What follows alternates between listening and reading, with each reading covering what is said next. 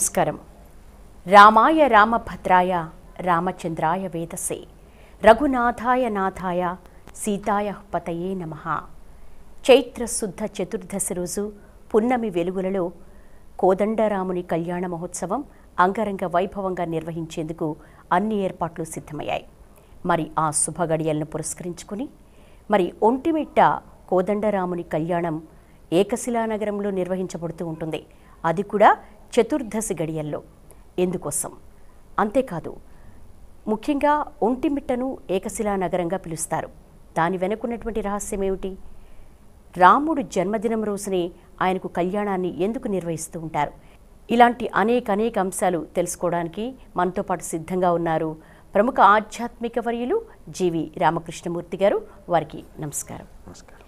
అలాగే ప్రముఖ ఆధ్యాత్మిక వర్యులు కిరణ్మయి గారు, వారికి నమస్కారం. ముందుగా రామకృష్ణమూర్తి గారు, చైత్ర శుద్ధ నవమి రోజున శ్రీరాముడు జన్మించాడు. రాముడు జన్మించినటువంటి రోజునే ఆయనకు వివాహాన్ని ఎందుకు నిర్వహిస్తూ ఉంటారు? దీని వెనుకున్నటువంటి అంతరార్థం ఏమిటి? ఆపదామపహర్తారం దాతారం సర్వసంపదాం లోకాభిరామం శ్రీరామం భూయో భూయో నమామ్యహం. చైత్రశుద్ధ నవమి రామచంద్రమూర్తి యొక్క జన్మదినోత్సవం. జ్యేష్ఠం రామం మహాత్మానం భరతం కైకయీసుతం సౌమిత్రిం లక్ష్మణమితి శత్రుఘ్నం అపరం తథా వశిష్ఠ పరమప్రీతో నామాని కృతవాన్స్తదా అని రామాయణంలో బాలకాండలో 15వ సర్గలో వశిష్ఠుడు రామచంద్రమూర్తికి నామకరణం చేస్తూ ఎలా పొంగిపోయాడో తెలియజేశాడు. ఎందుకంత సంతోషము అంటే, జనులందరూ తరించటానికి అవసరమైన తారక మంత్రాన్ని నేను ప్రపంచానికి అందజేసే అదృష్టం నాకు లభించింది కదా అని. నిజానికి రామ మంత్రం అనేది రాముడి జన్మించకముందే వేదాలలో ఉన్నటువంటి అద్భుతమైన తారక మంత్రం. అలా అద్భుతమైనటువంటి రామచంద్రమూర్తి యొక్క కరుణా కటాక్ష వీక్షణాలు రామా అని ఉచ్చరించటం ద్వారా మనం అందుకోవచ్చన్న సంకల్పంతో వశిష్ఠుడు సంతోషించాడు. మరి ఆ రోజు మనం సీతారామ కళ్యాణ మహోత్సవం కూడా జరుపుకోవడంలోని ఆంతర్యం ఏమిటి? అసలు సీతారాముల కళ్యాణం ఎప్పుడు జరిగింది అని రామాయణాన్ని మనం పరిశీలించినట్టయితే, సౌమ్యనామ సంవత్సరం ఉత్తరాయణం ఫాల్గుణ మాసం ఉత్తర ఫల్గుని నక్షత్రం పౌర్ణమి నాడు బుధవారం నాడు జరిగింది అని. ఉత్తరే దివసే బ్రహ్మన్ ఫల్గుణీభ్యాం మనీషిణః వివాహం ప్రశంసంతు భగో యత్ర ప్రజాపతి. ఆ ముహూర్తం కూడా ఎందుకు నిర్ణయించారు అంటే, అసలు గృహస్థాశ్రమాన్ని ఎందుకు స్వీకరించాలి అంటే సంతానాన్ని పొందటం కోసం, పితృరుణాన్ని తీర్చుకోవటం కోసం. భగ ప్రజాపతి ఉత్తర ఫల్గుని నక్షత్రంలో ఉన్నప్పుడు వివాహం జరిగినట్టయితే ఉత్తమ సంతానం కలుగుతుంది కనుక ఆ ముహూర్తాన్ని నిర్ణయించారు. ఇలా చైత్ర శుద్ధ నవమి నాడు మనం జరుపుకునే కళ్యాణం నిజానికి ఎప్పుడు జరిగింది అని ప్రశ్నిస్తే, మనకు పౌర్ణమి ఘడియలలో ఉత్తర ఫల్గుని నక్షత్రంలో జరిగింది అని రామాయణం తెలియజేస్తుంది. మరి మనం ఎందుకు చైత్రశుద్ధ నవమి నాడు జరుపుకుంటూ ఉన్నాం అంటే, గృహస్థాశ్రమం అనేది భారతీయ జీవన విధానంలో అత్యంత ప్రాధాన్యత కలిగిన అంశం. ధర్మాశ్చ అర్థకామశ్చ పరస్పర విరోధినః తేషాం నిత్య విరోధీనాం కథం ఏకత్ర సంగమః అని భారతంలో యక్షుడు ధర్మరాజును ప్రశ్నిస్తాడు. ధర్మార్థాలు రెండూ కూడా దోషాన్ని సంతరింపజేసేవి అయినప్పుడు వాటిని చతుర్విధ పురుషార్థాలలో ఎందుకు మిళితం చేశారయ్యా అంటే, సమాధానంగా ధర్మరాజు అద్భుతమైన ఉత్తరం ఇస్తాడు. అర్థకామాలు రెండు దోషభూయిష్టాలే అయినా ఆ దోషాన్ని పోగొట్టేది భార్య కనుక గృహస్థాశ్రమాన్ని స్వీకరించి అద్భుతమైన ఆనందదాయకమైన ఆరోగ్యప్రదమైనటువంటి జీవితాన్ని గడపాలంటే వివాహం చేసుకొని ధర్మబద్ధమైన జీవితాన్ని గడపాలి.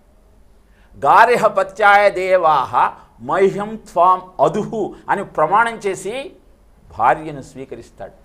తథా సచాహం పరివోఢు కామః సమానశీలాం గృహమేధిధేనుం అని భాగవతంలో కర్దమ మహాముని తపస్సు చేసి 10,000 సంవత్సరాలు నా గృహస్థాశ్రమానికి అనుకూలమైనటువంటి కన్యను నాకు భార్యగా ప్రసాదించమని శ్రీమన్నారాయణుడు వేడుకుంటాడు.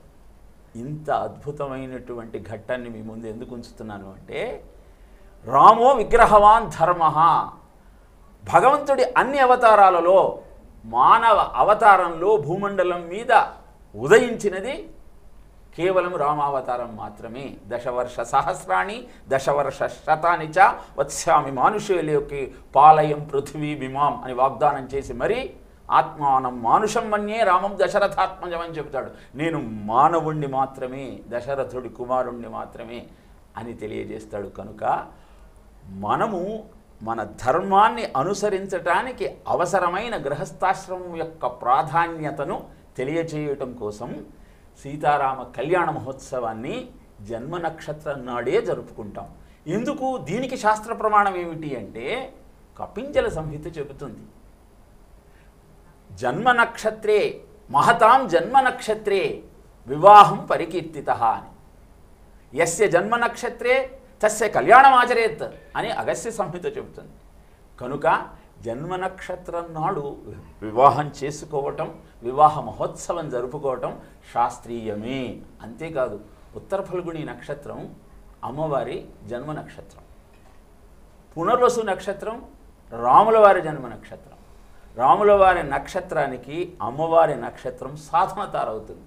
అంటే వివాహం అనేది నీ చతుర్విధ పురుషార్థాలు సాధించుకోవడానికి కావలసిన సాధనా క్రమానికి శ్రీకారం చుట్టుకోవటానికి అవసరమైన మార్గము. ఇదంతా లౌకికమైన వివరణ అయితే, ఆధ్యాత్మిక వివరణ ఏమిటి అంటే, సీతమ్మ అంటే జీవాత్మ, రామచంద్రమూర్తి అంటే పరమాత్మ, హనుమంతుడు నీ బుద్ధి మనస్సు. అందుకే హనుమంతుడు 100 యోజనాల సముద్రాన్ని దాటాడు అంటే 100 సంవత్సరాల ఆయు ప్రమాణంలో నీలో ఉన్న జీవాత్మను నువ్వు గుర్తించి పరమాత్మకు ఐక్యం అవ్వాలన్న ఆలోచనతో నువ్వు చేసే సాధనా క్రమమే గృహస్థాశ్రమంలో ప్రారంభం అవుతుంది. కనుక మిగతా 3 ఆశ్రమాలకు గృహస్థాశ్రమం ఆధారం కనుక దానిని తెలుసుకోవాలన్న సంకల్పంతో మనము జన్మదినోత్సవం నాడే కళ్యాణ మహోత్సవాన్ని కూడా జరిపి ఆనందిస్తూ మన ధర్మాన్ని మనం గుర్తించే ప్రయత్నం చేస్తాం. 28 చతుర్యుగాలు గడిచిన ఈనాటికి వాడవాడల ఊరూరా సీతారామ కళ్యాణం జరుపుకోవటంలోని ఆంతర్యము ఇదే. గుర్తిద్దాం, అనుసరిద్దాం, ఆనందిద్దాం. కిరణ్మయి గారు, చైత్ర శుద్ధ నవమి రోజున శ్రీరామచంద్రమూర్తి జన్మించారు. ఆ రోజు భద్రాచలంలో నిర్వహిస్తూ ఉంటారు పెళ్ళి. కానీ చైత్ర శుద్ధ చతుర్దశి నాడు ఏకశిలానగరమైనటువంటి ఒంటిమిట్టలో నిర్వహిస్తూ ఉంటారు. అది పున్నమి వెలుగులలో రాత్రి సమయంలో. ఎందుకలా? శ్రీరామ రామ రామేతి రమే రామే మనోరమే సహస్రనామ తత్తుల్యం రామనామవరాననే. ఆ రామనామాన్ని ఎన్నిసార్లు పిలుచుకున్నా, ఎన్నిసార్లు నోటితో పలికినా తనివి తీరనటువంటి ఆ రసాస్వాదన, తేనెలొలికేటువంటి ఆ మధురమైనటువంటి నామాన్ని పలుకుతున్న ప్రతిసారి కూడా జిహ్వతో పాటు శరీరం అంతా కూడా ఆనందదాయకంగా, ఆనందపూరితంగా మారిపోతూ ఉంటుంది.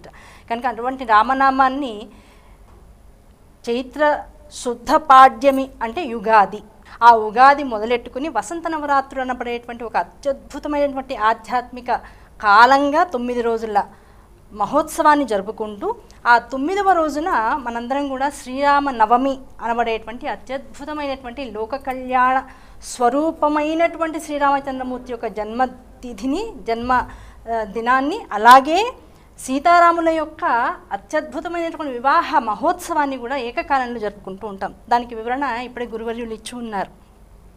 ఆయన జన్మ కేవలం తన కోసమో తల్లిదండ్రుల కోసమో కాదు.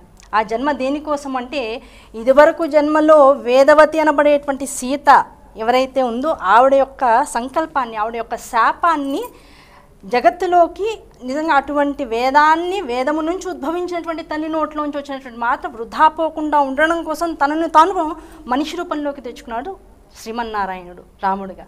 అలాగే ఏ రాక్షసుడైతే మనిషిని తక్కువ చేసి మాట్లాడాడో ఆ మనిషిగా పుట్టి మనిషి ఎంత గొప్పవాడో ధర్మాన్ని ఆచరిస్తే అనేటువంటి విషయాన్ని జగత్తుకంతా కూడా విసర్జనపరిచేటట్టు ఒక అత్యద్భుతమైన సాధనా వ్యవస్థగా తన జీవితాన్ని మలుచుకుంటూ జగత్తులోకి వచ్చారు. అంటే అక్కడ జన్మించింది ఒక మనిషి కాదు, మానవ రూపంలో ఉన్నటువంటి నారాయణ స్వరూపుడు జీవులందరినీ కూడా మీరందరూ తక్కువ వాళ్ళు కాదయ్యా, నిజంగా తలుచుకుంటే మనిషిని మించినటువంటి శక్తి మరొకటి లేదు అని జగత్తుకి ఒక అద్భుతమైన సందేశం ఇవ్వడం కోసం నవమి నాడు జన్మించారు మాత్రమే, జన్మించినట్లుగా కనపడుతున్నారు మాత్రమే. కనుక కనపడుతూ మొత్తం లోక కళ్యాణార్థం జగత్తునంతటినీ కూడా మార్చినటువంటి వాడు, తీర్చిదిద్దినటువంటి వాడు, తన భార్యగా ఉన్నటువంటి ఆ సీత, అదే మహాలక్ష్మీదేవి యొక్క మనసుని గ్రహించినటువంటి వాడు, ఆవిడ ఎలా నడిపిందో అది రామాయణం. నిజం మనం అంతా అనుకుంటూ ఉంటాం, ఏమనుకుంటామంటే రాముడి యొక్క చరితము కనుక రామాయణం అనుకుంటాం. రామ అంటే సీత, ఆవిడ నడవడిక, ఆవిడ నడిపించిందిట రామాయణాన్నంతా కూడా. రాముడు ఏం చెయ్యాలి, ఎలా పుట్ట, అందుకనే ఆయనకన్నా ముందు తాను పుట్టింది, ముందు తాను పుట్టి ఆయన కోసం వేచి ఉంది. ఆ వేచి ఉండి ఆయన్ని వివాహం చేసుకునేందుకు కూడా వేచి ఉంది. ఆ వేచి ఉండి ఆయన సమర్థతను లోకానికంతటికి తెలియజేయడం కోసం శివధనుస్సును తీసుకుంది. ఇంత విషయంగా తన భర్త కోసం తాను ఎదురు చూస్తున్నటువంటి భార్య కోసం ఆయన వైకుంఠం నుంచి దిగి వచ్చినటువంటి వాడే ఆవిడ్ని పాణిగ్రహణం చేసి వీరిద్దరూ కూడా ఒకటైన తర్వాత, ఆ ఒకటి దేనికోసం అంటే సుఖం కోసమో సౌభాగ్యం కోసమో ఇంకో దానికోసమో అంటే అవన్నిటితో పాటుగా ఇందాక చెప్పినట్లు ధర్మము చేత అర్థముతో పాటు కూడినటువంటి కామం. ధర్మములో అర్థము ఉన్నది, ధర్మము చేత కామము నడవబడుతుంది.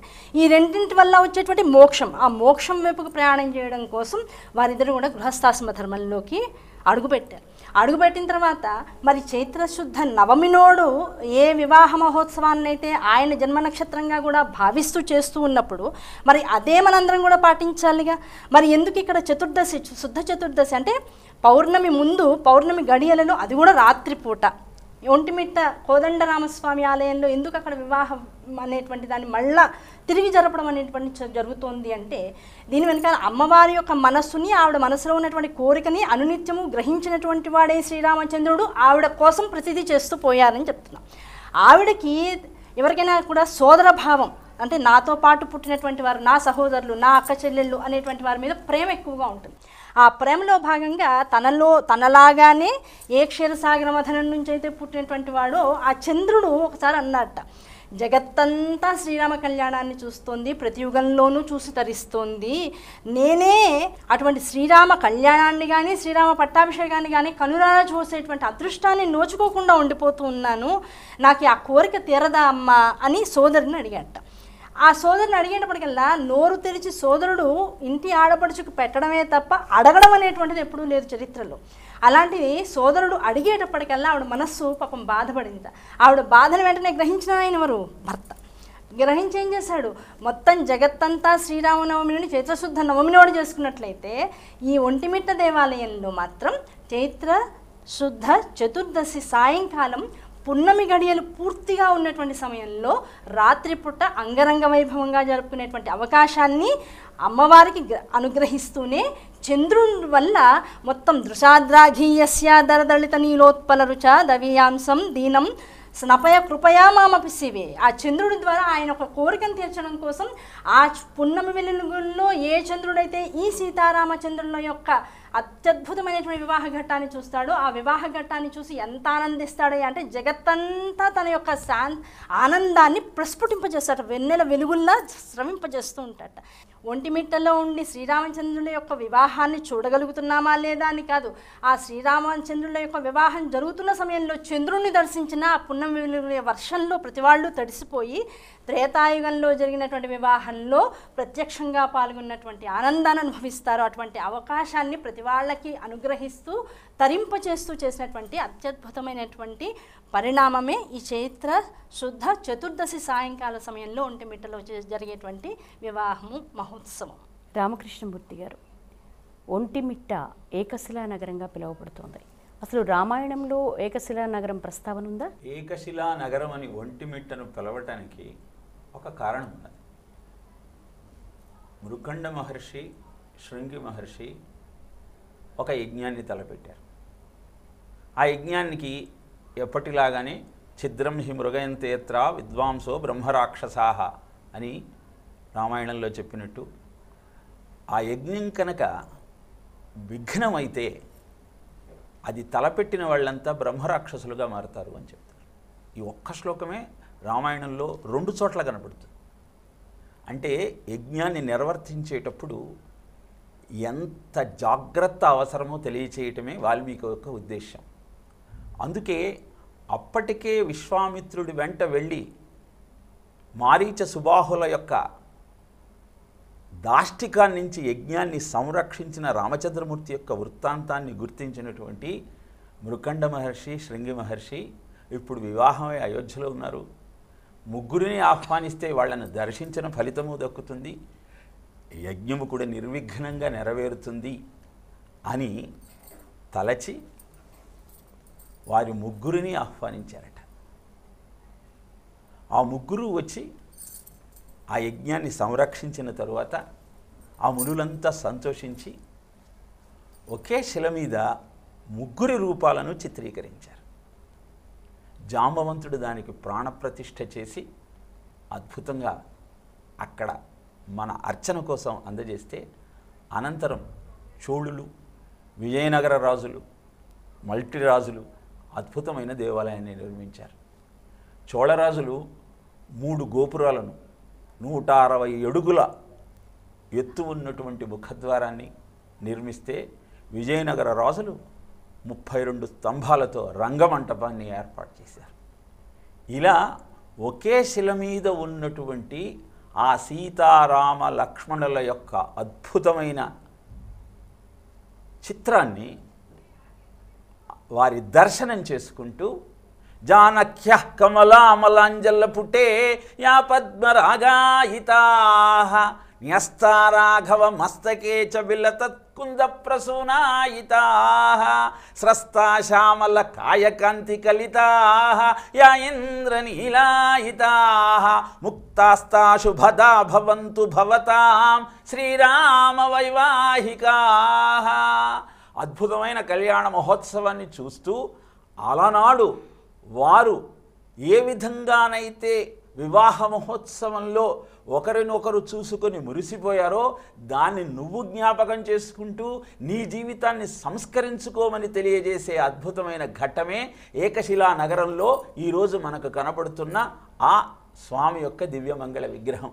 విచిత్రం ఏమిటి అంటే అప్పటికి ఇంకా ఆంజనేయ స్వామి యొక్క పరిచయం కాలేదు కనుక అక్కడ మాత్రం ఆ రామాలయంలో మాత్రం ఆంజనేయ స్వామి విగ్రహం అయితే ఉండదు, బయట ఉంటుంది. కానీ వారి సమక్షంలో మనకు ఆంజనేయ స్వామి విగ్రహం కనపడదు. ఏకశిలా నగరంగానే ప్రసిద్ధి చెందింది. ఈ సందర్భంలో ఒక అద్భుతమైన ఐహిత్యాన్ని తెలియజేస్తారు. సీతారామ కళ్యాణ మహోత్సవం కనుక ఆ తలంబ్రాల ఘట్టాన్ని తెలియజేస్తూ రాముడు సీతమ్మ నెత్తి మీద తలంబ్రాలు పోస్తున్న సమయంలో ఆమె సిగ్గుపడుతూ ఉన్న ముఖాన్ని చూడాలని అనుకున్నట్ట. ఆమె ఎంతకీ తలెత్తటంలా. కోపం వచ్చింది రామచంద్రమూర్తికి. అందుకని అనంతరము ఏకాంతంలో ప్రశ్నించాట, నేను నీ ముఖం చూడాలని పరితపించాను, నీకు ఆలోచన కలగలేదా అని. అంటే నిన్ను చూడాలని ఎవరికి అనిపించదు రామా, నువ్వు తలంబ్రాలతో పాటు పోస్తున్న మణులలో నీ దివ్యమంగళ విగ్రహం కనపడుతోందయ్యా, దాన్ని చూస్తూ నన్ను నేను మరిచిపోయాను. యత్రైలోక్యమహీయసోపి మహితం సమ్మోహనం మోహనాత్ కాంతిం కాంతి నిధానతోపి మధురం మాధుర్యధుర్యాదపి సౌందర్యోత్తరతోపి సుందరతరం త్వద్రూపం ఆశ్చర్యతోపి ఆశ్చర్యం భువనేన కస్య కుతుకం పుష్ణాతి విష్ణో విభో. అద్భుతమైన నీ రూపాన్ని చూస్తూ ఉంటే క్షణం క్షణం యన్నవతాముపైతి తదైవ రూపం రమణీయతాః అని కదా రామము అన్న శబ్దానికి అర్థం. చూస్తున్నా కొద్దీ ఇంకా చూడాలి ఇంకా చూడాలి ఇంకా చూడాలనిపించేది కదా. అలా చూస్తూ మర్చిపోయాను రామా, తలెత్తి చూడాలన్న ఆలోచనే కలగలేదు అని తెలియజేసిందిట. ఇది రామాయణంలో లేదు, కానీ వింటుంటే మటుకు హృదయం ఆర్ద్రంగా అయిపోతుందమ్మా. నిజంగానే. నిట్టెల కిరణ్మయ్య గారు, జానకిరాములు అన్యోన్య దాంపత్యానికి నిదర్శనం అంటారు. భారతీయ వివాహ వ్యవస్థకే వాళ్ళ ఆదర్శ దంపతులు. అలాంటి ఆదర్శ దంపతుల మధ్య ఎప్పుడైనా కూడా కలహాలు వచ్చాయా? వారు ఎప్పుడైనా వాళ్ళిద్దరి మధ్య వాగ్వివాదం చోటు చేసుకుందా? అందరి దంపతుల్లాగా అసలు దాంపత్యము అంటేనే నవరసోపేతము.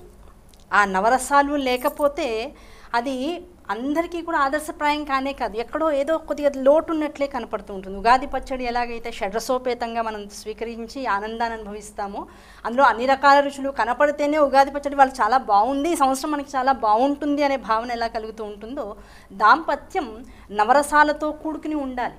ఆ నవరసాలలో ఏది లోపించినా అబ్బా ఇది కూడా ఉంటుంటే బాగుండేమో అనిపిస్తూ ఉంటుంది. కనుక వాళ్ళిద్దరి మధ్య కలతలు వచ్చాయా, నిజంగా వాళ్ళిద్దరి మధ్య ఏమన్నా ఒక మాటకి మాట అనుకున్నారా, ఎప్పుడన్నా పోట్లాడుకున్నారా, ఆవిడచి పో నేను వెళ్ళిపోతాను నా ఇంటికి అందా, లేకపోతే ఆయన ఏమన్నా కాస్త నీ మొహం నాకు ఇప్పుడు చూపించుకోయి అని అన్నాడా, ఇలాంటివన్నీ ఆలోచనలు వస్తూ ఉంటే ఏదో సరదాగా భార్యాభర్తలు ఇద్దరు గిల్లికజ్జాలు పెట్టుకున్నారనుకున్నంతసేపు పర్వాలా, కానీ రామాయణమే చెప్పిన విషయము చాలా నిష్ఠూరంగా అమ్మవారు ఒకానొక సమయంలో అయ్యవారిని కాస్త గట్టిగానే తూలనాడిందనాలా, ఆయన వైపు కాస్త గట్టిగా మందలింపుగా చూస్తూ కాస్త గట్టిగానే నొక్కి వక్కాణించి తాను చేయదలుచుకున్న పనిని నిజంగా చెప్పిందా, లేకపోతే తన సంకల్పాన్ని నిగూఢంగా అందులో పెట్టి ఉంచిందా అంటే, దశరథ మహారాజు కైకేయి అడగవలసినటువంటి 3 ప్రశ్నలు అడిగిన తర్వాత ఏ అరణ్యవాసానికైతే శ్రీరామచంద్రమూర్తిని భార్యా సమేతంగా అనేటువంటి మాట లేదక్కడ. శ్రీరామచంద్రమూర్తిని మాత్రమే 14 సంవత్సరాలు అరణ్యానికి పంపించాలి. ఆ కాలంలో భరతుణ్ణి రాజ్యాధికారిగా చేయాలి, పట్టాభిషిక్తుని చేయాలి, అది ఆవిడ కోరిక. 14 ఏళ్ల పాటు లేకపోవడం వల్ల ఆటోమేటిక్గా ఏది అలవాటుగా ఉందో ఇంకా అదే రొటీన్ మారిపోతూ ఉంటుంది. కనుక భరతుడు రాజు అయిపోతాడు అనేటువంటిది ఆవిడ లోపల ఉన్నటువంటి ఆలోచన. అలా 14 ఏళ్ల పాటు వనవాసానికి శ్రీరామచంద్రమూర్తి వెళ్ళాలి అని తండ్రి ద్వారా ఆదేశాన్ని పొందినటువంటి వాడే తన అంతఃపురానికి వచ్చాడు. వచ్చి అమ్మ సీత, నిన్ను నీ తండ్రి గారి దగ్గర దించేయమని సైనికులకు చెప్తాను, వారి ద్వారా నువ్వు పుట్టింటికి చేరు, అక్కడికి వెళ్ళి ఈ 14 సంవత్సరాలు కూడా తండ్రి గారి చాటున ప్రశాంతమైనటువంటి జీవితాన్ని గడుపు, నేను ఈ అరణ్యవాసాన్ని పూర్తి చేసుకుని మళ్ళీ వచ్చి నిన్ను కలుస్తాను అనేటువంటి మాట చెప్తారు. భార్య భర్తని అనుసరించడమే తప్ప భర్తని వదిలి దూరంగా, అందున తను ఏ ఇంటి నుంచి అయితే వచ్చిందో మళ్ళీ ఆ ఇంటికి భర్త లేకుండా వెళ్ళి 14 సంవత్సరాలు ఉండడం అనేటువంటిది భారతీయ సంప్రదాయానికి ఎట్టి పరిస్థితుల్లో కూడా చక్కటి విషయం కాదు, అది హర్షించదు సాంప్రదాయం అనేటువంటిది. ఆ విషయం తెలిసినటువంటిది, అంటే రాముడికి తెలియదా, కాదు, తన భార్య బాధపడకూడదు, ఆవిడ ఇబ్బంది పడకూడదు. తన ఇంట్లో జరిగినటువంటి ఒక వ్యవస్థ ద్వారా ఆడవాళ్ళ నోట్ల నుంచి ఒకసారైనా ఇదంతా మీ నాన్నగారి వల్ల జరిగింది, లేకపోతే ఎన్ని కష్టాలు పడుతున్నాం మీ పిన్ని గారి వల్ల జరిగింది అనేటువంటి మాట వస్తుందేమో. ఎందుకంటే ఆడదాని నోటిలో ఎటువంటి మాట అయినా ఆగదు, చాలా ఈజీగా బయటకు వచ్చేస్తుంది, దానివల్ల సంసారాలు కూడా నాశనం అయిపోతాయి అనేటువంటి ఒక విషయాన్ని మనందరికీ, అంటే జగత్తులో మామూలుగా గృహస్థాశ్రమం ఎలా ఉంటుంది, ఆ గృహస్థాశ్రమంలో ఇలాంటి కష్టం వస్తే ఒక సగటు ఇంటి యజమాని ఏం చేస్తాడు, ఆ చేసేటప్పుడు భార్యను కూడా తీసుకెళ్తే ఇంక జీవితాంతం తోలనాడుతూనే ఉంటుంది. ఇగో మీ నాన్న మనకి ఆస్తి ఇచ్చాడా, రాజ్యం ఇచ్చాడా, ఇగో జీవితాంతం ఇలా అరణ్యంలో పడి ఏడుస్తున్నాను, నా పిల్లలు ఇలాగే ఏడుస్తారు, ఇలాంటివన్నీ జరుగుతాయి. ఏది జరిగితే ధర్మం, అలా ఏది ఎలా జరిగితే ఇది రామరాజ్యం అని పిలువబడుతుంది, ఏది ఎలా జరిగితే సీతారాముల యొక్క వైవాహిక జీవితం ఇంత గొప్పదని నిర్ధారింపబడుతుంది, ఏది ఎలా జరిగితే ఇన్ని యుగాలు దాటినా సరే ఇప్పటికీ సీతారామ కళ్యాణ మహోత్సవాన్ని ఎందుకు జరుపుకుంటున్నామనే దానికి వెనకాల మూలమైనటువంటి విషయాన్ని తెలియపరిచేందుకు శ్రీరాముల వారు చేసినటువంటి ఒక నాటకీయ పరిణామం. అందులో భాగంగా అమ్మ నీ పుట్టింటికి వెళ్ళి తల్లి, అక్కడ ప్రశాంతంగా 14 సంవత్సరాల పాటు కూడా జీవించు, నేను వచ్చి మళ్ళీ నిన్ను కలుస్తాను అన్నాడు. వెంటనే చెప్పింది, తిరిగి పుట్టింటికి వెళ్ళడానికి నేను నీ ఇంటికి రాలా, ఇది నా అత్తవారిల్లు, నాకు సకలమైనటువంటి హక్కులు ఉంటాయి, పైగా మామగారు ఇచ్చినటువంటి ఆజ్ఞ శ్రీరాముణ్ణి ఇక్కడ ఉండకుండా వెళ్ళిపోమను. శ్రీరాముడు అంటే ఆ రామనామ శబ్దంలోనే భార్య అయినటువంటి నేను కూడా ఉన్నాను, మన ఇద్దరిని వెళ్ళమని ఆదేశం తప్ప నన్ను ఇక్కడ ఉంచో ఇంకో చోట ఉంచో మిమ్మల్ని వెళ్ళమని కాదు అని చెప్పింది. కాదు ఇబ్బంది పడిపోతావు, చాలా కష్టాలు వస్తాయి, నీకు తెలియదు అరణ్యవాసం అంటే, కుటీరాల్లో నివసించడం అంటే, మృగాల మధ్య ఉండడం అంటే నీకు తెలియదమ్మా, కనుక జాగ్రత్తగా ఇంటికి వెళ్ళు, నా మాట విను, ఇక్కడ నువ్వు నాతో పాటు వస్తే చాలా ఇబ్బందులు పడతావని పాపం చాలా రకాలుగా నచ్చ చెప్పడానికి ప్రయత్నించాడు. ఎన్ని చెప్పినా సరే ఆవిడకి సహనం తగ్గిపోయింది. అన్ని మాటలు భర్త చెప్తూ ఉంటే తనకి దూరంగా ఉంచడానికి భర్త ప్రయత్నిస్తున్నాడు అనేటువంటి విషయం ఆవిడ మనసులోకి వెళ్ళంగానే ఇంకా ఆవిడకి చెప్పలేనంత బాధ లోపల నుంచి వచ్చి చిట్టు చివరికి ఏమంది, సరే అయితే పంపించండి, నా తండ్రి గారికి చెప్తాను. ఏం చెప్తాను, ఆడదానిగా ఉన్నటువంటి రాముడికి నన్ను ఇచ్చి వివాహం చేశావు, అందుకే పిరికివాడిగా నన్ను నీ దగ్గర పంపించేసేసాడు, అటువంటి వాడు నీ అల్లుడని చెప్పడం కోసమైనా నేను వెళ్తానండి. ఆ మాట అనేప్పటికీ శ్రీరామచంద్రమూర్తి తయారు వెంటనే అన్నాడు. కంటి దృష్టితోనే ఆవిడ వెంటనే నారద వస్త్రాలు ధరించి ఆయన వెనకాల ప్రశాంతంగా ఆనందంగా భర్తని అనుగమించింది. కనుక ఎందుకు ఇదంతా చెప్పడం? వాళ్ళిద్దరి మధ్య గిల్లి కజ్జాలు లేకపోతే మాట అనుకోవడం అనేటువంటి జగత్తుకు ఆనందమా అంటే కాదు. ఒక మాట అనుకోవడంలో కూడా నిన్ను వదిలి నేను ఉండడానికి ఇష్టపడను, నువ్వు తప్ప నాకు ఇంకో ప్రపంచం లేదు, నువ్వే నాకు సర్వస్వము, ఏ ఇంట కాలు పెట్టాను నీ వెనక ఏడు అడుగులు వేశాను, ఆ 7 అడుగులు 7 జన్మల దాకా వేస్తూ ఉండవలసిందే తప్ప మధ్యలో జరిగేటువంటి రకరకాల పరిణామాలకి నేను లొంగను అని ఒక భారతీయ స్త్రీ, వివాహం జరిగినటువంటి ఒక స్త్రీ ఎంత గట్టి సంకల్పంతో ఉండాలో, ఏ తప్పులు జరిగినా అది తప్పు కాదు, ఇది మనకి ప్రాప్తము, ఇది సాధనా మార్గంలో మనకి ఇవ్వబడినటువంటి ఒక అత్యద్భుతమైనటువంటి విషయము, దీన్ని యథావిధిగా అనుభవిస్తూ పోవాలి తప్ప దీనిలో మార్పులు కోరుకోకూడదు, దీనికోసమని మన విధానాన్ని వ్యవస్థని మార్చుకోకూడదు అనేటువంటి విషయాన్ని తెలియపరుస్తూ చిన్న సంకేతాన్ని ఏదో ఆయన మీద కాస్త కోపగించుకుంది అని చెప్తారు, కానీ ఆ కోపం వెనకాల కూడా జగత్తుకి ఇంత అద్భుతమైనటువంటి సందేశాన్ని ఇచ్చి ఉన్నారు సీతారామచంద్రులు ఇద్దరు కూడా.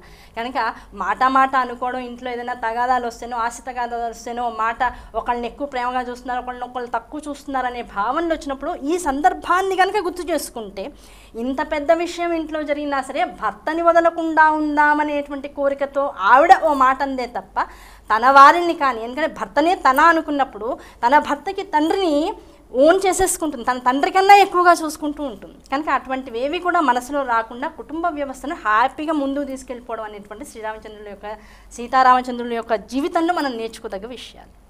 రామ లక్ష్మణ భరత శత్రుఘ్నులు అంటారు. రాముడు అగ్రజుడు, రాముడితో లక్ష్మణుని జత చేసి భరతునితో శత్రుఘ్నుని జత చేస్తూ ఉంటారు. ఎందుకలా? చాలా మంచి ప్రశ్న అమ్మా. అసలు రామాయణం యొక్క అంతరార్థము దశరథుడు, కౌసల్య, సుమిత్ర, కైకేయి, రామ లక్ష్మణ భరత శత్రుఘ్నులు అన్న పాత్రల ద్వారా వివరించాడు వాల్మీకి. దశరథుడు అంటే దశ అంటే 10, రథములు అంటే ఇంద్రియములు. 10 ఇంద్రియములతో కూడిన జీవుడు త్రిగుణాలు కౌసల్య, సుమిత్ర, కైకేయి. వీటిని ఆధారంగా చేసుకొని ఏం సాధించాలి అంటే ధర్మ అర్థ కామమోక్షాలనే చతుర్విధ పురుషార్థాలను సాధించాలి. రామో విగ్రహవాన్ ధర్మ అని మారీచుడు లాంటి రాక్షసుడే చెప్పాడు కనుక రాముడి యొక్క ధర్మ ప్రవర్తన గురించి ప్రత్యేకంగా చెప్పక్కర్లేదు. ధర్మానికి నిలువెత్తు రూపమే రామచంద్రమూర్తి. ఇహ మోక్షానికి సంకేతము భరతుడు. అర్థకామములు 2 కవలలు. అందుకే కౌసల్య తనకిచ్చిన పాయసంలో కొంత భాగాన్ని, కైకేయి తనకిచ్చిన పాయసంలో కొంత భాగాన్ని సుమిత్రకిచ్చింది. ఆ కారణంగా లక్ష్మణ శత్రుఘ్నులు జన్మించారు. లక్ష్మణుడు అర్థానికి, శత్రుఘ్నుడు కామానికి చిహ్నం. ఇప్పుడు నువ్వు అర్థాన్ని ఎలా సంచితం చేయాలి అంటే ధర్మబద్ధంగా చేయాలి.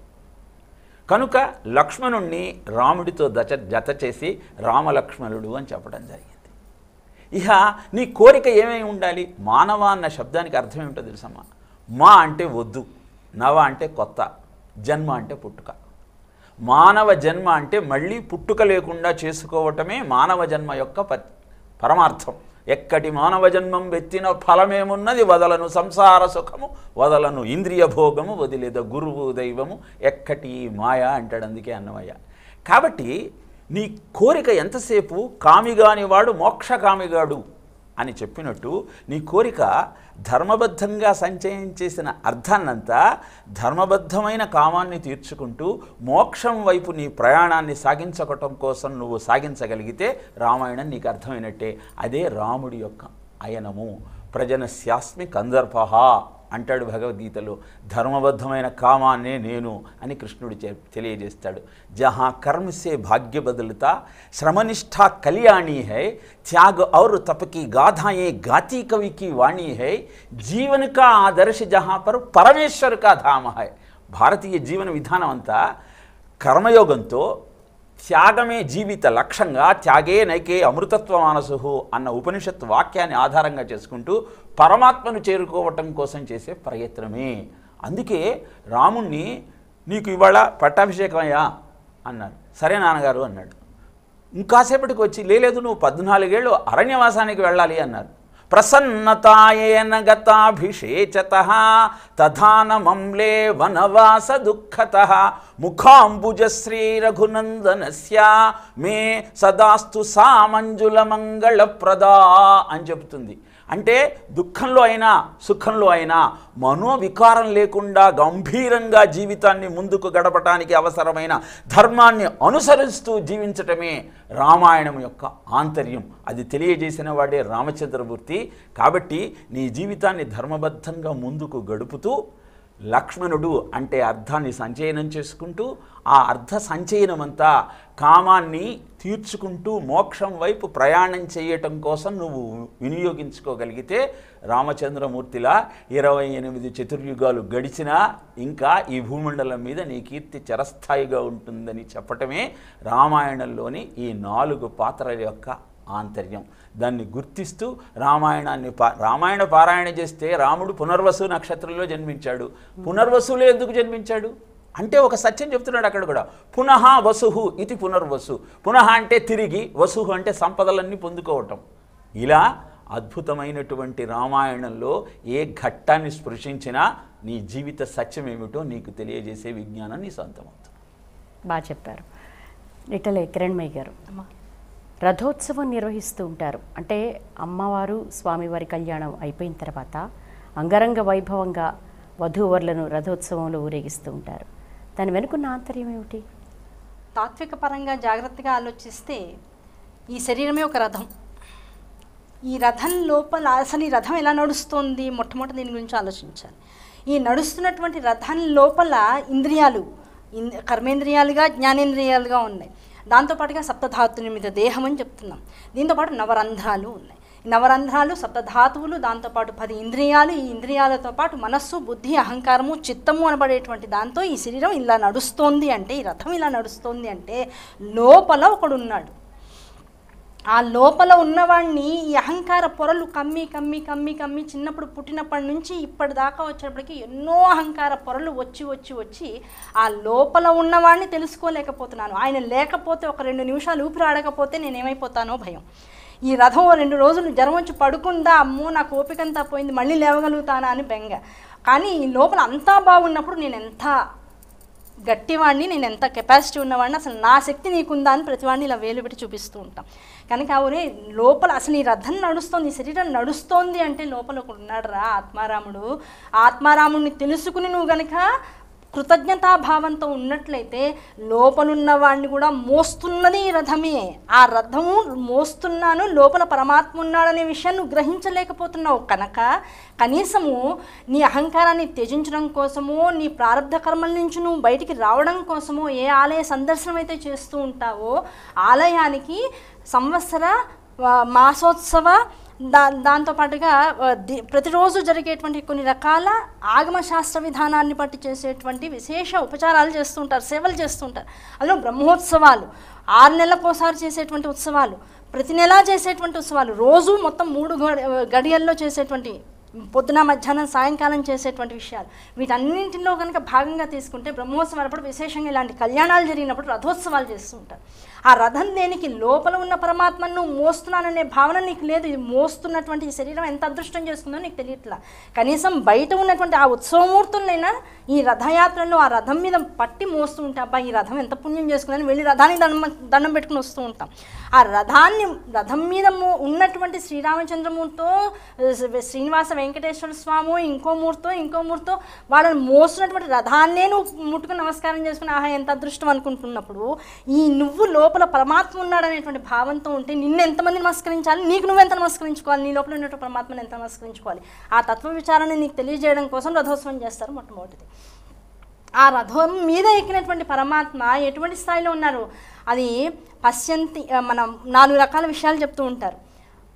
పరా, పశ్యంతి, మధ్యమ, వైఖరి అనబడేటువంటి 4 విధానాలుగా మొత్తం జగత్తు యొక్క ఆవిర్భావ రహస్యం అంతా కూడా చేసింది అమ్మవారు. అని చెప్తూ ఉంటారు. అంటే ముందు రాళ్ళ నుంచి చెట్లు, చెట్ల నుంచి పురుగులు, ఆ తర్వాత చతుష్పాద జీవులు, దాని నుంచి మనిషి అనేటువంటి వాడు 4 విభాగాలుగా వచ్చాడు. ఆ 4 విభాగాలుగా ఉన్నటువంటి ఈ జీవ పరిణామ దశలన్నింటినీ కూడా ఆ రథోత్సవాల్లో వాహనాలుగా ఏర్పాటు చేసి చంద్రకళ, సూర్యకళ వాహనం అని ఇలా రకరకాల వాహనాల్ని స్వామివారికి సమర్పించుకుంటూ ఆ వాహనాలతో కూడుకున్నటువంటి రథోత్సవాన్ని చేయడం ద్వారా మొత్తం ఈ ప్రకృతి అంతా కూడా పరమేశ్వరుడి యొక్క అధీనంలో ఉంది అని చెప్పడమే రథోత్సవం వెనకాల ఉండేటువంటి అసలు రహస్యం. రామకృష్ణమూర్తి గారు, సహజంగా వివాహం జరిగే సమయంలో పురోహితులు వధూవరుల గుణగణాలు అలాగే వాళ్ళ వంశవృక్షం గురించి చెప్తూ ఉంటారు కదా. రామాయణంలో వాల్మీకి మహర్షి మరి రాముడు సీత గురించినటువంటి వాళ్ళ వంశవృక్షం గురించి ఏమైనా ప్రస్తావించారా?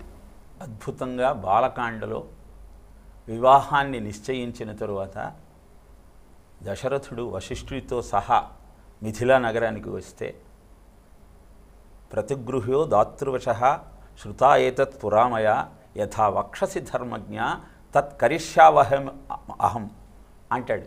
అంటే మీకు ఏమేమి ఏర్పాటు చేయాలి అంటే, నేను అడుక్కోవడానికి వచ్చాయా, మీ అమ్మాయిని తీసుకోవడానికి వెళ్ళొచ్చాను, నన్ను అడుగుతావేమిటి, మీరు ఇస్తే తీసుకుని వెళ్తాం, అడుక్కునేవాడికి అధికారం ఏముంటుంది చెప్పేది అంటుంది. ఈనాటి వివాహ మహోత్సవాలకు మార్గదర్శకం ఎలా అవుతుందో రామాయణం ఈ శ్లోకం ద్వారా తెలుసుకోవచ్చు. ఇక అంతా సమావేశమైన తర్వాత వశిష్ఠుడు లేచి రామచంద్రమూర్తి యొక్క వంశవృక్షాన్ని వినిపిస్తాడు. శ్రీమన్నారాయణుడు కొడుకు బ్రహ్మదేవుడు, బ్రహ్మదేవుడు కొడుకు మరీచి, మరీచి కొడుకు కశ్యపుడు, కశ్యపుడు కొడుకు వివస్వతుడు అంటే సూర్యుడు, వివస్వతుడు కొడుకు వైవస్వత మనువు, ఆయన కొడుకు ఇక్ష్వాకువు, ఇక్ష్వాకువు కొడుకు కుక్షి, కుక్షి కొడుకు వికుక్షి, వికుక్షి కొడుకు బాణుడు, బాణుడి కొడుకు అనరణ్యుడు, అనరణ్యు కొడుకు పృథువు, పృథువు కొడుకు త్రిశంకువు, త్రిశంకువు కొడుకు దుందుమారుడు, దుందుమారుడు కొడుకు యవనాశ్వరుడు, యవనాశ్వని కొడుకు మాంధాత, మాంధాత కొడుకు సుసంధి, సుసంధి కొడుకు ధ్రువసంధి, ధ్రువసంధి కొడుకు భరతుడు, భరతుడి కొడుకు అసితుడు, అసితుడి కొడుకు సగరుడు, సగరుడి కొడుకు అసమంజుడు, అసమంజుడి కొడుకు అంశుమంతుడు, అంశుమంతుడి కొడుకు దిలీపుడు, దిలీపుడు కొడుకు భగీరథుడు, భగీరథుడి కొడుకు కాకుత్సువు, కాకుత్సువు కొడుకు రఘుమహారాజు, రఘుమహారాజు కొడుకు కల్మాషపాదుడు, కల్మాషుడు పాదుడు కొడుకు శంఖనుడు, శంఖనుడు కొడుకు సుదర్శనుడు, సుదర్శనుడు కొడుకు అగ్నివర్ణుడు, అగ్నివర్ణుడు కొడుకు మరువు, మరువు కొడుకు ప్రశశ్రుకుడు, ప్రశశ్రుకుడి కొడుకు అంబరీషుడు, అంబరీషుడి కొడుకు నహుషుడు, నహుషుడి కొడుకు నాభాగుడు, నాభాగుడి కొడుకు అజుడు, అజుడు కుమారుడు దశరథుడు, ఆ దశరథుడు కుమారుడే మా రామచంద్రమూర్తి అని 39 వంశాల యొక్క మహాపురుషుల పేర్లని చెప్తారండి. ఇవన్నీ వింటే చాలట జీవితం ధన్యమవుతుంది. ఎందుకంటే ఆ రాజులంతా సూర్య తేజంతో వెలిగిన వాళ్ళు ఒక్కళ్ళిద్దరు తప్పితే, కనుక వాళ్ళ పేర్లు గుర్తు చేసుకోమన్నారు. వెంటనే జనకుడు, మేము కూడా తక్కువ వాళ్ళం కాదండి, మా వంశం కూడా గొప్పదే, మా వంశానికి మూల పురుషుడు నిమి, నిమి కొడుకు మిథి, మిథి కొడుకు ఉదావసుడు, ఉదావసుని కొడుకు నందివర్ధనుడు, నందివర్ధని కొడుకు సుకేతుడు, సుకేతుడి కొడుకు దేవరాతుడు, దేవరాతుడి కొడుకు బృహద్రథుడు, బృహద్రథుడి కొడుకు మహావీరుడు, మహావీరుడి కొడుకు సుధృతి, సుధృతి కొడుకు దృష్టకేతువు, దృష్టకేతువు కొడుకు హర్యశ్వుడు, హర్యశ్వుడు కొడుకు మరువు, మరువు కొడుకు కీర్తిరథుడు, కీర్తిరథుడి కొడుకు దేవమీఠుడు, దేవమీఠుడి కొడుకు విబుధుడు, విబుద్ధుడి కొడుకు మహీధ్రథుడు, మహీధ్రథుడి కొడుకు కీర్తిరాతుడు, కీర్తిరాతుడి కొడుకు మహారోముడు, మహారోముడి కొడుకు స్వర్ణరోముడు, స్వర్ణరోముడి కొడుకు హస్వరోముడు, హస్వరోముడి కొడుకే నేను జనకుణ్ణని పిలువబడేటువంటి జనక అనేది నిజానికి ఆ వంశం యొక్క పేరమ్మ. విదేహ జనక వంశం అంటారు. మొట్టమొదటి జనకుడు మిథి, నన్ను కూడా జనకుడు అంటారు, నా పేరు క్షీరధ్వజుడు, నా తమ్ముడు కుశధ్వజుడు అంటూ సీతమ్మ వారి వంశం అక్షరాన్ని మొత్తం తెలియజేస్తుంది. విన్న అంతా సంతోషిస్తారు. ఏం సీతా మమ సుత సహధర్మచరీతవా అంటూ జనకుడు సీతను రాముడికిచ్చి వివాహ మహోత్సవాన్ని జరిపిస్తాడు. అద్భుతమైనటువంటి ఈ మహానుభావుల పేర్లంతా ప్రాతస్మరణంగా మనం కనుక జపించగలిగితే మన ఆలోచన విధానమే మారిపోతుందమ్మా. అందుకే రామాయణం నిత్య పారాయణీయ గ్రంథము అని చెప్పబడింది. సీతారాముల కళ్యాణాన్ని వీక్షించడం ద్వారా నేటి సమాజం నేర్చుకోవాల్సిన అంశాలు క్లుప్తంగా. సీతారాముల కళ్యాణం ద్వారా నేర్చుకోవాల్సింది ఏమిటి అంటే ధర్మం అనేటువంటిది ఎంత గొప్పది. ఆ ధర్మము తాత్కాలికంగా మనకి దుఃఖాన్ని ఇస్తోంది, మనకేదో మనం అనుకున్న దాన్ని మనకి దూరం చేస్తోంది, మనం అనుకున్నట్లుగా మన జీవితాన్ని ముందుకు నడిపించట్లేదు అనేటువంటి భావంతో ప్రతి వాళ్ళు కూడా సందర్భానికో విషయానికో లొంగిపోయి ధర్మాన్ని వదిలేస్తున్నారు. ఆ ధర్మాన్ని ఎప్పుడైతే వదిలేసిన తర్వాత ఏ సుఖం వెనకాలైతే పడుతున్నారో అది నిజమైన సుఖం కాదు, అది తాత్కాలిక సుఖం మాత్రమే. సుఖమనిపిస్తున్నట్లుగా ఉండేటువంటి దుఃఖం. ఆ దుఃఖం తీరా వచ్చిన తర్వాత అయ్యో అసలు ఇది నేను అనవసరంగా తప్పు చేశాను అనే భావన ఎప్పటికో కలుగుతుంది. అప్పటికున్న పరిస్థితులు ఏవి మార్చుకోవడానికి అవకాశం లేకుండా ఉంటున్నాయి. కుటుంబ వ్యవస్థ కావచ్చు, ఆర్థిక వ్యవస్థ కావచ్చు, భార్యాభర్తల మధ్య ఉండేటువంటి సాన్నిహిత్యము, సాంసారిక విషయాలు కావచ్చు, పిల్లల్ని పెంచే విషయాలు కావచ్చు, ఏమైనా కావచ్చు. కనుక ఏది ధర్మము, ఏది చేస్తే మనం ఒక్కళ్ళమే ఆనందించడం కాదు, మనతో పాటు మొత్తం మన చుట్టుపక్కల ఉన్న వాళ్ళందరూ ఆనందిస్తారు. మనం చేసిన దాని ఒక పని వల్ల మొత్తం తర్వాత ఎవరూ నష్టపోకుండా ఉంటారు. మనం చేసిన ఒక పని వల్ల అధర్మం అనేటువంటిది మన వంశంలోకి రాకుండా ఉంటుందో అని 1కి 10 సార్లు ఏ పని చేసినా, ఒక మాట నోట్లోంచి అన్న, 1 రూపాయి ఖర్చు పెట్టినా, ఒక అధర్మమైనటువంటి విషయం జోలికి మనం వెళ్తున్నా ఒక్క నిమిషం రామాయణాన్ని గుర్తు చేసుకుని సీతారాముల యొక్క జీవిత విషయాలన్నింటినీ కూడా ఒక్కసారి మనసులోకి అలా తీసుకురాగలిగితే ఏమీ అక్కర్లా. ఆవిడ చేతిలో దండని పట్టుకుని ఎదురుకుండా నుంచుంటే, ధనుర్భంగం చేసి శివధనుర్భంగాన్ని చేసినటువంటి రామచంద్రమూర్తి ఎదురుకుండా నుంచుంటే వాళ్ళిద్దరూ ఎటువంటి భంగిమలో ఉన్నారో ఆ దృశ్యాన్ని ఒక్కసారి కళ్ళ ముందు తెచ్చుకుంటే అసలు అధర్మం ఆ ఇంట ప్రసరించడానికి అవకాశం లేదు, మనస్సులోకి రావడానికి అవకాశం లేదు. వచ్చినా అది ధర్మముగానే పరిణిస్తుంది తప్ప మనుషుల యొక్క మనస్సులని మార్చి అధర్మం అనేటువంటి ఆలోచనని బయటికి తొలగించేస్తుంది, ముళ్ళుని ముళ్ళుతో తీసినట్లుగా లాగేస్తుంది అన్నట్లుగా వ్యవహరిస్తూ ఉంటారు. కనుక రామాయణం ప్రతి ఇంట్లో ఉండాలి. ఆ రామకథ ప్రతి ఇంట్లోనూ నిరంతరము ఏదో ఒక విషయంగా మనకి వినపడుతూ ఉండాలి. ఆ రాముల వారి యొక్క రామనామ స్వరూపాన్ని నిరంతరం నోటితో పలుకుతూ ఉండాలి. అలా పలుకుతూ ఉన్న ఇంట్లో అసలు అధర్మం రావడానికి అవకాశం లేదు. కనుక సీతారాముల యొక్క జీవితం ఏం చెప్తుంది? ధర్మంగా ఉండదు. ఒక్కటే చెప్తాం, సుఖము ఎప్పుడూ ధర్మంగా ఉండదు, ధర్మము సుఖస్వరూపంలో ఉండదు. కానీ ధర్మమే సుఖం అంటే, కానీ ఆ సుఖం నీకు కనపడదు, అనుభవంలోకి మాత్రమే వస్తుంది. కనపడుతున్న సుఖాల వెనకాల వెళ్ళకు, అవి ఎప్పుడు నీకు కన్నీటి దుఃఖాలనే మిగులుస్తాయి అనేటువంటి విషయం తెలిసిపోతూ ఉంటుంది. పోతనామాత్యుల వారు ఒక పద్యాన్ని మొదలుపెట్టి ఆయన ఏదో కారణంతో పూర్తి చేయలేకపోతే సాక్షాత్తు ఆ శ్రీరామచంద్రమూర్తి పూర్తి చేసినట్టుగా చెప్తూ ఉంటారు. అసలు ఎందుకలా? అసలు పోతనామాత్యుడు మొత్తం భాగవతాన్ని రాసిందే రామచంద్రమూర్తి అని చెప్పారు. పలికెడిది భాగవతమట, పలికించెడు వాడు రామభద్రుండట, నీ పలికిన భవహరమగునట, పలికెద వేరుండుగాథ పలుకగనేలా అని తనకు మెరుగు చెంగటనున్న మేఘంబుకైవడి నువిద చెంగటనుండ నొప్పువాడు, చంద్రమండల సుధా సారంబు పోలిక మొగమున చిరునవ్వు మొలచువాడు, వల్లీయుతమాల వసుమతీజము భంగి బలువిల్లు మూపున బరగువాడు, నీల నగాగ్ర సన్నిహిత భానుని భంగి ఘన కిరీటముదల గలుగువాడు అంటూ రామచంద్రమూర్తి తనకు సాక్షాత్కరించిన విధానాన్ని చెప్పి ఏనా రాజముఖ్యుని తేరి చూచి భాషింప యత్నించి ఎడల తా రామభద్రుండా మన్నామాంకితంబుగా శ్రీమద్ భాగవతము తెనుగు సేము భవబంధములు తీరును అని తిరోహితుండైన సమిన్మీలిత నయనుండనై వెరగుపడి చిత్తంబునా అని తెలియజేసి ఇట్లు భాసిల్యడు శ్రీ మహాభాగవత పారిజాత పాదప సమాశ్రయమునను హరికరుణా విశేషంబునను కృతార్థంబు సిద్ధించినను బుద్ధి తోచి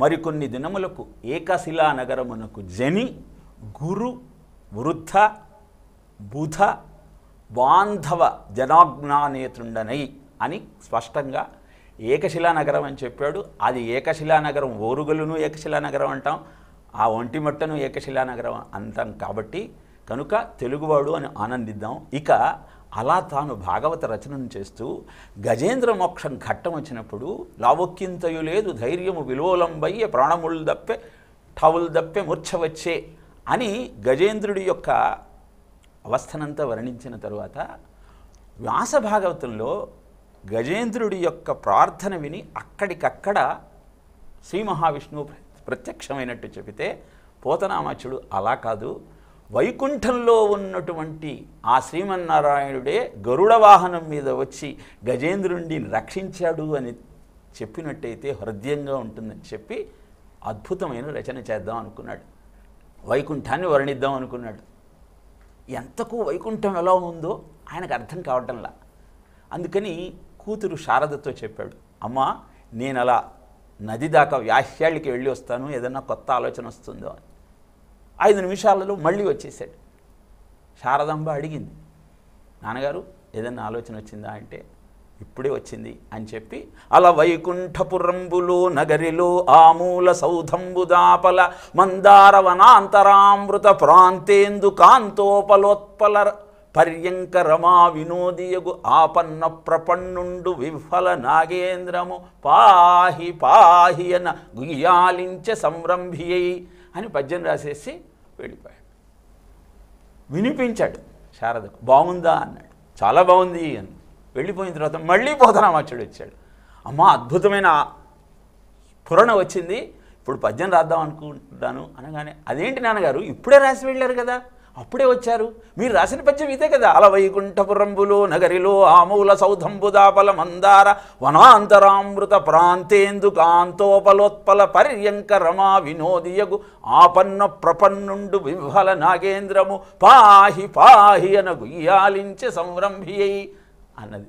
ఆశ్చర్యపోయాడు పోతనామ. అమ్మా నీకు ఆ రామ దర్శనం అయిందమ్మా, నా రూపంలో వచ్చి నిన్ను కరుణించాడు, నేను రాయలేదమ్మా, అది నాకు ఇప్పుడే అది స్ఫురణకు వచ్చింది, నన్ను స్మరింపజేస్తూ నిన్ను తరింపజేయాలనుకున్నాడమ్మా రామచంద్రమూర్తి అని చెప్పి ఆ కథాఘట్టాన్ని ముగించారు.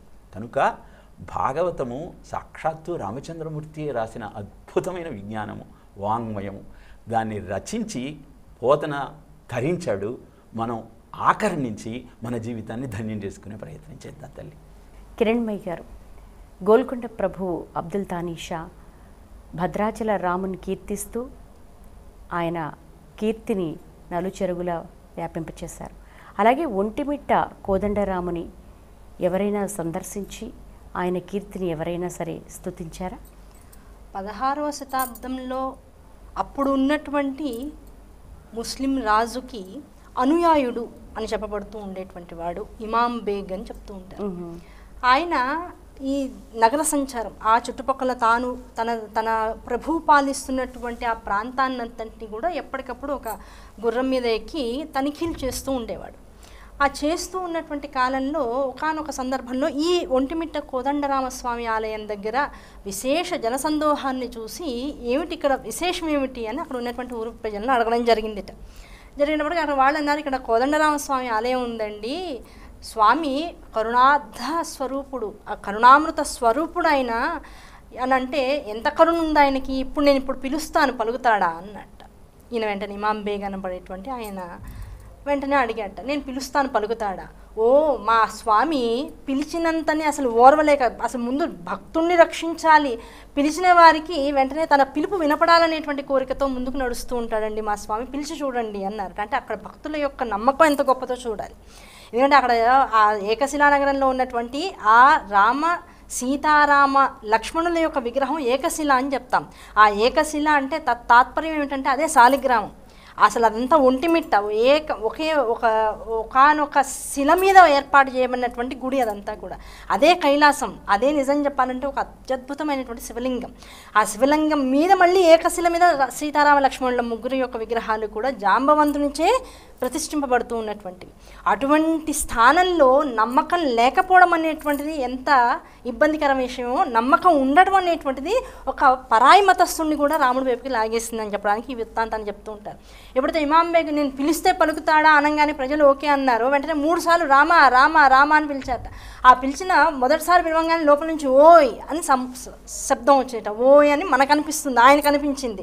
అది నిజంగా ఓంకారం, ప్రణవం వచ్చింది లోపల నుంచి. ఎక్కడి నుంచి అంటే ప్రధానమైనటువంటి మూల విరాట్ నుంచి.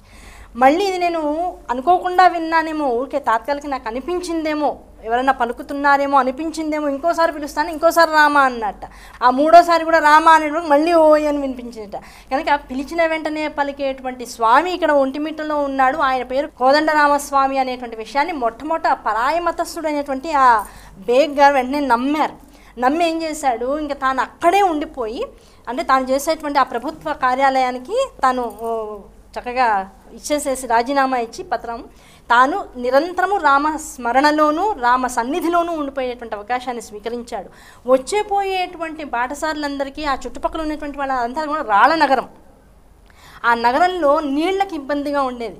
ఆ రామనామాన్ని ఎంత నిరంతర జపం చేసేవాడు అంటే ఆ దాహార్తిని తీర్చడం కోసం పుష్పాలు వేసి రామనామాన్ని స్మరించి బావి దుప్పితే ఒక అద్భుతమైనటువంటి కమ్మనైన అమృతతుల్యమైనటువంటి స్థాయిలో నీళ్ల బావి ఏర్పడిందిట. దానికి ఇమాంబేగ్ బావి అని కూడా ఇప్పటికీ చెప్తూ ఉంటారు. కనుక ఆలయంలోకి వెళ్తూ ఉంటే మొట్టమొదట ఇమాంబేగ్ బావి చూసి లోపలికి వెళ్తాము అనేటువంటిది కూడా వెళ్ళొచ్చిన వాళ్ళు, సందర్శన చేసి వచ్చిన వాళ్ళకి తెలుస్తుంటుంది. కనుక మతమా నమ్మకమా అంటే రాముని నమ్ముకున్నటువంటి వాళ్ళకి నమ్మకమే తరింపజేస్తూ ఉంటుంది.